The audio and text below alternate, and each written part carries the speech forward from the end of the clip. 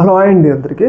రీసెంట్గా జగన్మోహన్ రెడ్డి గారు మిర్చి యార్డ్లో ఉన్న రైతుల్ని పరామర్శించడం కోసం అక్కడికి వెళ్ళటమే జరిగింది. ముఖ్యంగా రీసెంట్ డేస్లో మిర్చి ధర చాలా తీవ్రంగా పతనమైంది. ముఖ్యంగా చూసుకుంటే గత ఏడాది ఇదే సంవత్సరం దాదాపు 25,000 నుంచి 30,000 వరకు కూడా నడిచిన మిర్చి అనేది ఇప్పుడు 12 నుంచి 15,000కి కూడా అమ్ముడు పోవట్లేదన్నమాట. అయితే రైతులు ఇంత తీవ్ర స్థాయి ఇబ్బందులు పడుతున్న సందర్భంలో రైతులకు కొంచెం ధైర్యం చెప్పేందుకు, అలాగే ప్రభుత్వం నుంచి రైతులకి రావాల్సిన ఏదైతే రైతు భరోసా కానీ, రైతు బీమా కానీ ఇవన్నిటిని కూడా రైతుకి ఇచ్చేందుకు ప్రయత్నంలో భాగంగా జగన్మోహన్ రెడ్డి రైతులను అయితే పరామర్శించడానికి అక్కడికి వెళ్ళడం జరిగింది. అయితే ఇక్కడికి వెళ్ళిన సందర్భంగా ఒక రకంగా ఏమంటారు సెక్యూరిటీ కొలాప్స్ అయితే జరిగింది. ముఖ్యంగా ఏంటంటే ప్రజలు అక్కడికి పెద్ద ఎత్తున తరలి రావడం జరిగింది. ముఖ్యంగా జగన్మోహన్ రెడ్డి ఒక మాస్ అపీరియన్స్ ఉన్న నేత.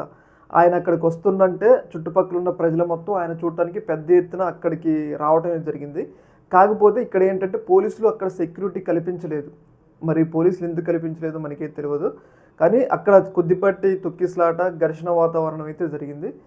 అయితే నిన్న జగన్మోహన్ రెడ్డి గారు ఏదైతే పోలీసులు మీద చేసిన వ్యాఖ్యలకి ఏమన్నా పోలీసులు ఆయన మీద కొంచెం పగ తీర్చుకోవడానికి సెక్యూరిటీ కల్పించలేదా అన్న ఒక వాదన కూడా చాలా పెద్ద ఎత్తున వినిపిస్తుంది.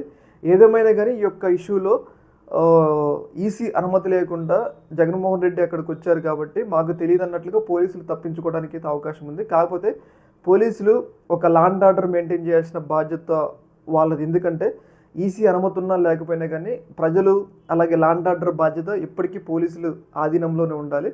మరి ఒక ప్రతిపక్ష నేత వస్తున్నప్పుడు మినిమం పోలీసులు బాధ్యత కల్పించాల్సిన అవసరం ఎంతైనా ఉంది. అయితే ఇక్కడ మనకి వినిపిస్తున్న వాదన ఏంటంటే నిన్న జగన్మోహన్ రెడ్డి పోలీసులకు వ్యతిరేకంగా వ్యాఖ్యలు చేశారు కాబట్టి వాళ్ళేమన్నా జగన్మోహన్ రెడ్డి ఈ యొక్క పర్యటనని బహిష్కరించారా అన్న వాదనలు కూడా వినిపిస్తూ ఉంది. ముఖ్యంగా ఈ యొక్క ఇష్యూలో ఆయన రైతుల దగ్గరికి చేరుకొని ఏదైతే రైతులకి ధైర్యం చెప్పడంతో పాటు కూటమి ప్రభుత్వం రైతులకు ఇవ్వాల్సిన రైతు భరోసా, రైతు బీమా కూడా త్వరగా చెల్లించాలి. అలాగే ప్రతిపక్ష నాయకుడినైనా నేను ఇక్కడికి వస్తే మినిమం ఒక భద్రత కల్పించడంలో కూడా ప్రభుత్వం విఫలమైంది అన్నట్లుగా జగన్మోహన్ రెడ్డి తన అభిప్రాయాన్ని అయితే చెప్పడం జరిగింది.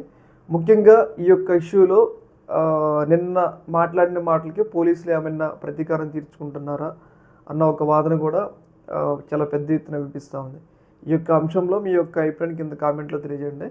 అలాగే ఇలాంటి మరిన్ని అప్డేట్స్ కోసం మన ఛానల్ని అయితే సబ్స్క్రైబ్ చేసుకోండి. ఓకే, మరి